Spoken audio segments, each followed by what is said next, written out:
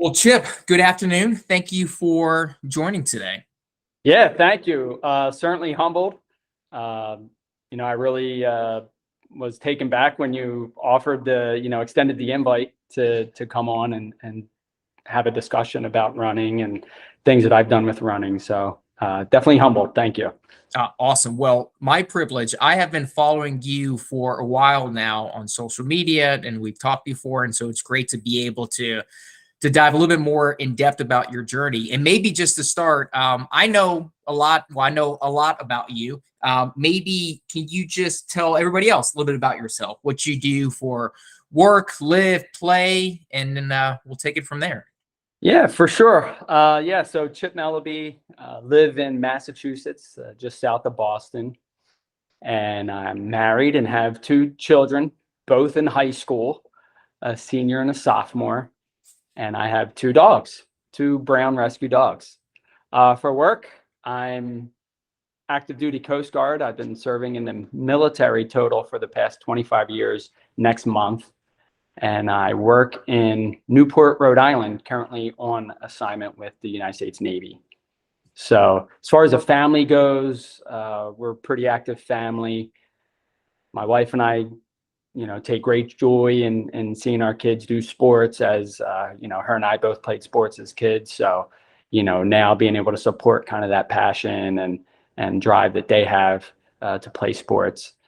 It's just been great, but we like being outdoors. We live near the ocean. So, walks on the beach kind of thing.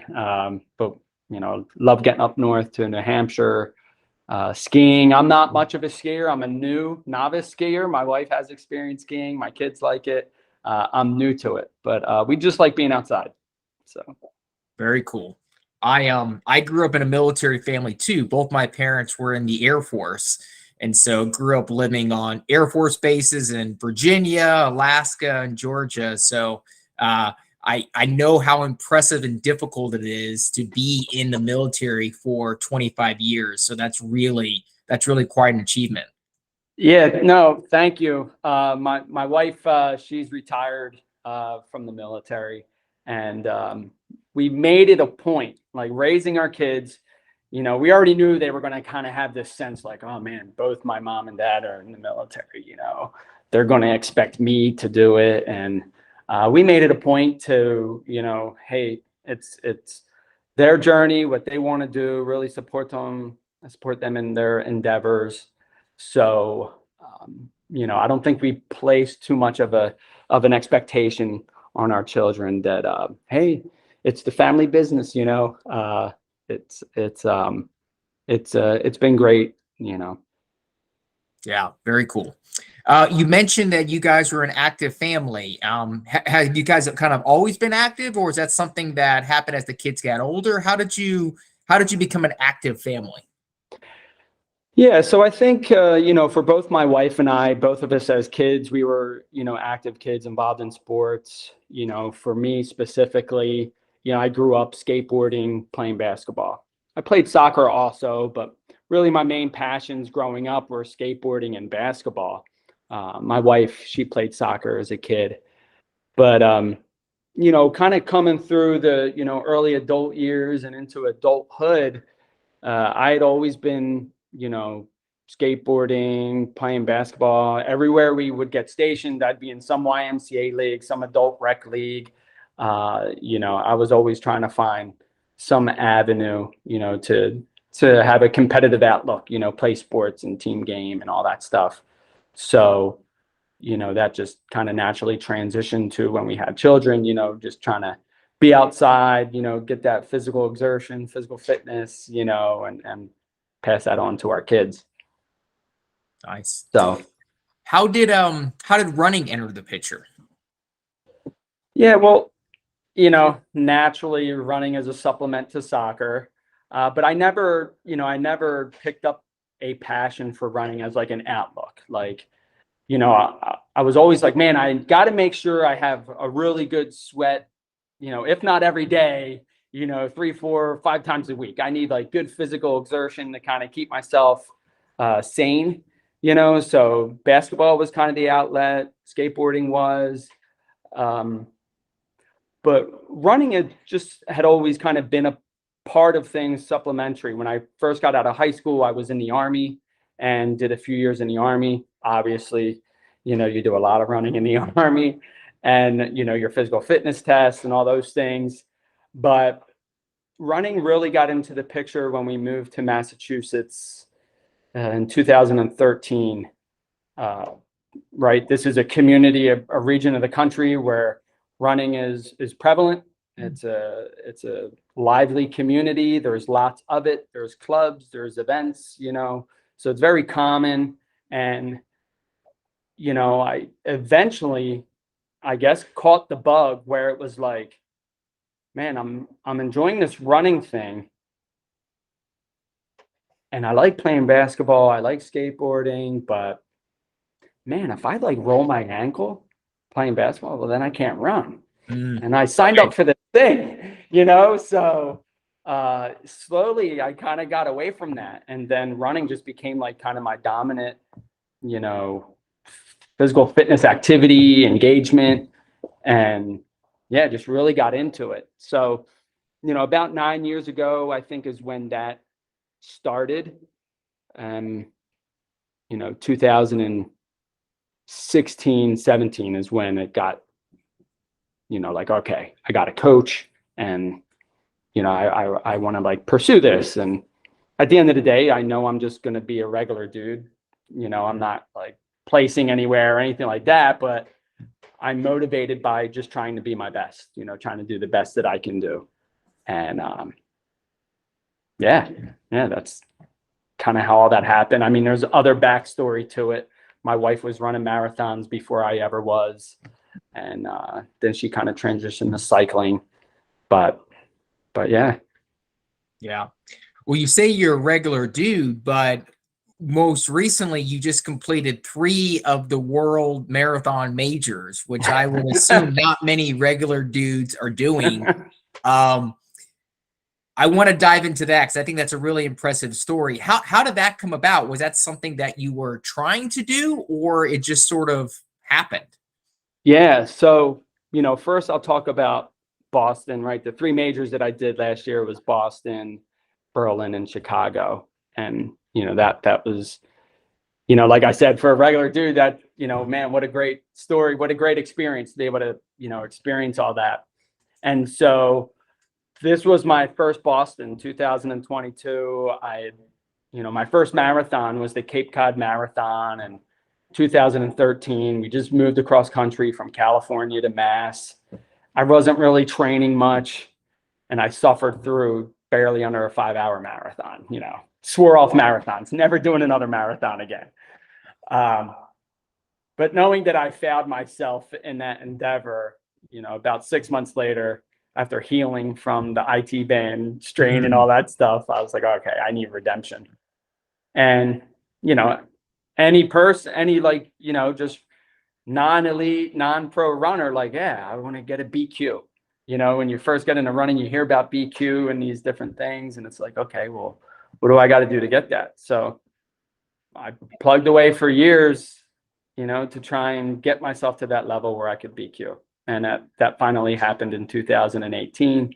I BQ'd, and my first Boston would have technically been Boston 2020. And it didn't happen that year. The 2021 Boston was the fall one, and it was a smaller field, and my time cushion wasn't big enough, so I didn't get into that. So Boston, finally, 2022, I'm there, I'm hyped, I'm journaling, my training was great. Went into Boston coming off the Rock and Roll Washington, D.C. half, had a great half.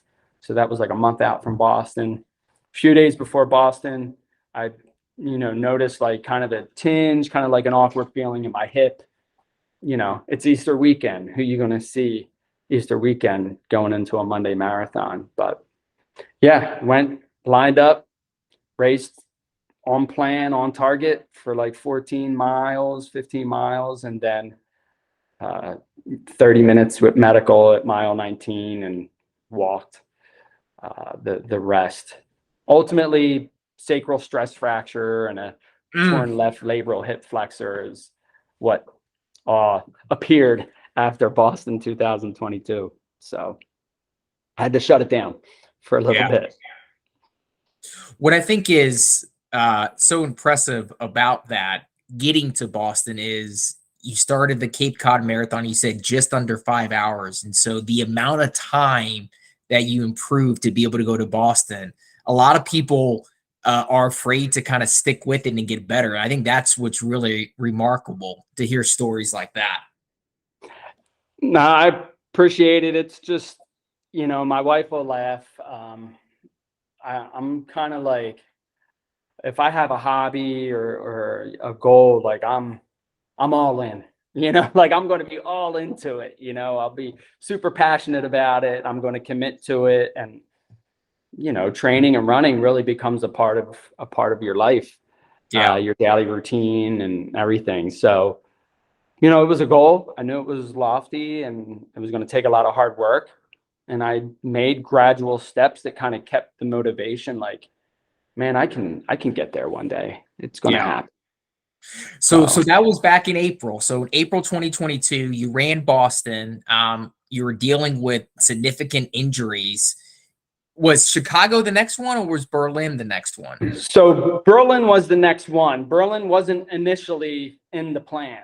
A couple friends of mine that I run with, locally, we had all discussed like, hey, let's do Chicago. Let's do a little trip. We'll go out, and have a marathon weekend and race Chicago. So that was the plan.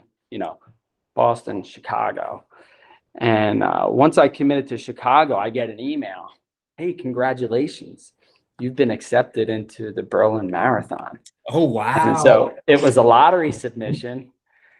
And well, dude, how do you say no? It's hard to say no. It's sort of like, When- thank you.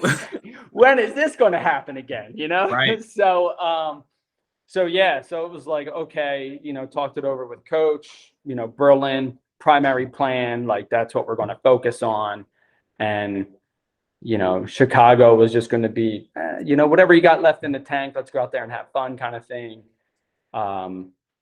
So that was the mindset all along preparing, was focus on Berlin and, then Chicago will be what it will be. So yeah, Berlin was great. That was a whole family vacation. We flew from Boston to Paris. We spent, a day and a half in Paris, did all the Paris stuff and took a train from Paris to Berlin, spent a few days there, sightseeing, the bus tours around the city, checking stuff out, Airbnbs. It was great, just living in the community and everything. And then, did the marathon. Marathon was great. For me, it got a little warm and, I just went hot. I tried riding like, strength pace instead of marathon pace, and talking myself into like, yeah, man, we're going to, sub 250 today. And I ran 256, which I'm happy with, That's but amazing. I knew I was going to ride the line and I took the gamble. It was like, well, Kipchoge's in this race, like when am I going to run a marathon with, the greatest ever in the same race? And, you're in Berlin. So, I just went for it and, ran a little hard, met up with another friend who I only knew through social media, Marcus, and, we were like kind of similar goals. So we were like pushing each other, for the first half of the race. Yeah. But yeah, it was awesome. That's amazing. I normally try never to talk too much about people's times because it's never really about that. But I think in your case, it's so impressive, right? To run a 256. And I would think that based upon the age bracket that you're in, you not just qualified for Boston, you significantly qualified for Boston, which is, when you compare that to when you started running at the Cape Cod Marathon, that's such a cool story to get from where you started to where you are. It's hard to, I don't know. I think it's pretty neat what you did. One of the things, like to this day, and like I said, like I'm not trying to, just think highly of myself, but to this day, I'm just like, wow, I'm still motivated by the fact that like I never would have thought I'd be into running. Right. Like I never would have thought I'd be waking up as early as I do, or in whatever weather, and going for a run and committing to a race, and doing these long runs, and racing these distances. That was something that was never in my frame of perspective or reference, or wheelhouse. It wasn't anything that I was ever motivated by. So to be like, man, I've run this marathon and that, and I'm motivated by that. Like it's Yeah. fun. Well, there's a bunch of things that I want to dive into there, because I think there are a lot of people that will look at your journey and say, that's exactly the journey that I want to go on. And so I want to dive in and ask you a couple things about things that you have done, things that you have learned that allow you to that has allowed you to get better. So the first one is, it's not like you have infinite time in the world, right? You work in the military. They're probably long shifts. You have 2 high school age kids.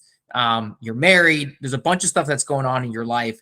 How do you fit in marathon training on top of all of the other stuff that you are responsible for?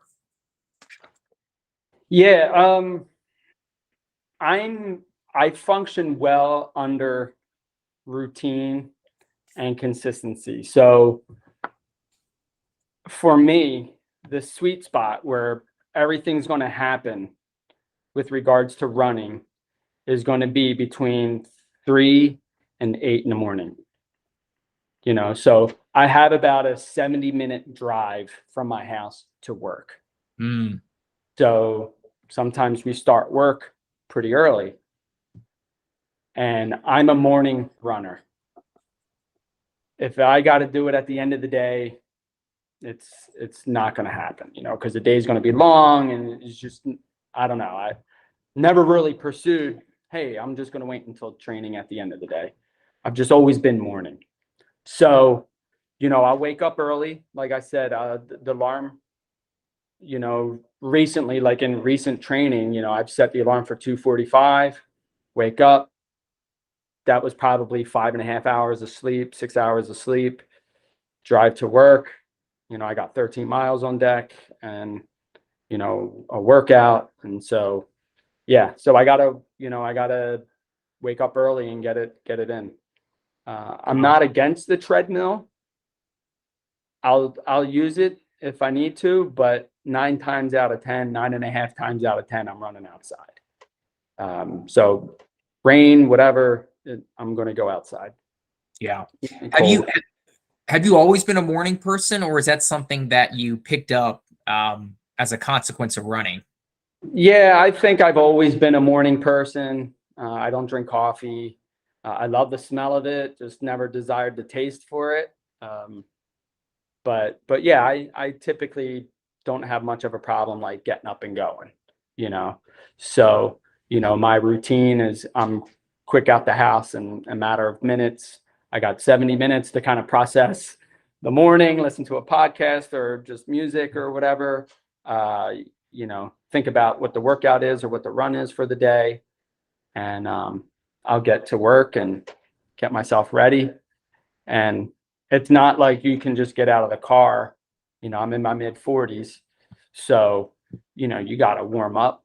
Right. So I got a foam roller with me. I'm like foam rolling a few minutes, doing some dynamic stretches, some warm-up exercises, and, kind of just get moving, get loosened up. Yeah. So yeah, early morning, that's the key for me, is to get it done before the workday starts. And, that it's a priority. Nice. There was a whole other part to your question I'm probably missing there, but no, that was kind of part one, which was how do you fit it all in? And it sounds like for you, having a routine, getting up and going, making a plan, and I think you nailed it when you said you made it a priority. And so if it's a priority, that's something that you get to. And so that's one of the first ways. I want to ask about your coach. There are people that ask me all the time about, should I get a coach? When's the right time to get a coach? What has been your experience with using a coach and finding a coach? And do you recommend that to other people? Yeah, definitely. So, when I first started running, it was really like just the fun of doing the local 5K rock and roll series, in San Jose and San Francisco when we lived in the Bay Area. So it was really, I was just kind of meandering through running, not really educated, not really smart, but I was younger then, and you could just go out and go for, whatever kind of run, whatever kind of 5K, but no real goal. It's not like I was really chasing something that was really to go and challenge myself, but eventually, once I decided like, well, I want to, what's the best version of myself that I can tap into through running, as a runner. And, I had used the Hanson's Marathon Method books for a few years, and did some training plans based off that. And, just at the time my kids were younger, so the demands and kind of the carpooling and just all the things that I was doing then was much more versus, teenagers now that drive and, all that stuff. So, Hanson's not very high mileage. The long run isn't as long. And, it worked. I gradually got better, but I thought like to make the next step to really get after this, I wanted to get a coach. So I've been working with Katie Kellner. She's from Forward Focus Running. And actually, we're about to go on our 7th year of working together. And she's been great. She's awesome. Great. We gel really good together. She doesn't hold back. She challenges me. I think the training has always been fresh and engaging and, just enough of a change from time to time to, kind of keep my interest. I never felt like it was monotony or routine, it's been good. And as, the goals have shifted some, obviously the training's going to adjust, but yeah, so it's been great. As far as a recommendation, you can find, books out there and plans out there and they'll help you get, in the direction. And, depending on your ability level and your commitment level and all those things, that's when you got to make that decision if you think a coach would be best for you. I thought it was best for me. Obviously, I'm, going on year 7 with Katie, and I trust in what we're doing. It's very much a team approach, and yeah, it's been awesome. So I do recommend it, especially if you have serious goals. If you have goals that frighten you a little bit and challenge you, then yeah. I love it. I'll get the contact information to make sure I include in the show notes if other people want to take a look at it. So that's awesome. Okay. Yeah. What about, have there been any brands or running gear or things like that you've met along your journey that have helped you accomplish your goals? Yeah. I mean, it's hard not to start with footwear. Yeah. Especially, for me, I'm a footwear enthusiast. I have my collection of sneakers, for casual and things like that. I've always been kind of a sneaker person. But I did wear testing with Nike since 2018. I've been a wear tester for footwear for them. When I first got into running, I didn't prefer Nike. I was wearing Asics, I was wearing Adidas. But right now, as far as the footwear that I rotate through, I'm typically shuffling between 3 or 4 pair, depending on the run or depending on the workout. But Nike and Asics, probably Saucony in there too, are shoes that I'm, back and forth on.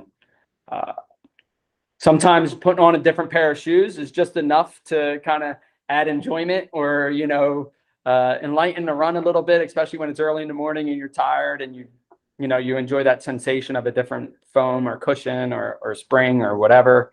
Every little bit helps sometimes when it's when it's an early day. As far as gels go, like Race Strategy or gels, the 3 that have stuck to in most recent years. One smaller company called Glucose, GL UKOS. Mm. And it's more like a liquid. It's not even like a gel. It's like you're opening up a little lemonade pouch. Oh, wow. You know? Yeah, I haven't heard of them before. Okay. Yeah, so it's great, especially like, in hotter months where sometimes you take a gel and it's like you're choking on it or it's too much. Well, this is liquid. Don't expect it to be a gel. You're going to suck this down, and I enjoy those. SIS, Science and Sport, is another one that I like. That tends to be more of like a jello than a gel or a goo, so to speak. And of course, everyone's dabbling with Martin a little bit, just to see what kind of impact that can have. My morning routine: long drive in, I eat a honey stinger waffle cookie. Like that's kind of my pre-workout snack. As I'm driving in, I'll eat one of those.